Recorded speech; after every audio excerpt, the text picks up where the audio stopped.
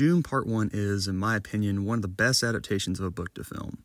The dialogue, acting, ambiance, tone, and the general feelings you get while watching the first part of the Dune trilogy are exceptionally close to what the original novel conveys.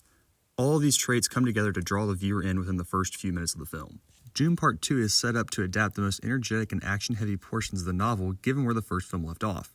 Unfortunately, the film struggles to maintain the same grandeur and plot relevance that the first film achieved. Given that this is a book series predicated on the idea that our main character, Paul, cannot stop the coming events, these humorous and lighthearted scenes immediately deflate any sense of tension and dread which should be building over the course of the entire film. Coinciding with these tone-deaf aspects, the movie begins to veer from the source material. Now, I'm not a book purist since the original novel most certainly had its fair share of issues, and I admit there are some sections I'm extremely happy to see changed, chief among which is witnessing the final battle with the Emperor. My biggest gripe from the book deviations has to be Chani. She really isn't a main character in the novel, and making her one in the film is fine, but the problem is that instead of being a strong warrior and Paul's love interest, she instead actively goes against her own culture. Along with her, we see the adherents of a more secular Fremen society generally distrust Paul and his destiny. These aspects should make for a far more interesting narrative, but instead they detract from the major events of Paul becoming Muad'Dib and the Fremen Messiah. Scenes which could build up more individual tension with Paul are cut and spliced with Fremen arguing about who and what Paul is. I do want to say that I appreciate the highlight being given to the secular Fremen, but I can't forgive that when characters become less focused because of it. Instead of the Fremen talking and saying that they don't believe in Paul, it would be far more impactful to show that through actions. Slowly show Paul being surrounded and accepted by larger numbers of people rather than the same hunting party just changing their dialogue over time. If I were to point out the biggest character issue in the film, it would undoubtedly be Stilgar. Stilgar is this almost mute and stoic figure in the first film who becomes something of an MCU comic relief character and very gullible. He's meant to be this fervent fanatic who believes Paul to be the Lisan al-Gaib, but instead comes across as a fanboy. Another major gripe I have with the film is that the movie jumps around to different locales and events with seeming impunity. The story, for lack of a better term, does not flow nearly as well as the first film. This ties back to the general feelings of doom, predetermination, and foreboding that permeate the first film. Long scenes drag out as we learn more and more about the truly dire situation that the Atredies have found themselves in, and this all culminates in their extermination. In the second film, we jump from trial to trial, scene to scene, planet to planet with no passage of time, no challenges, and it never really feels like any character is truly in danger.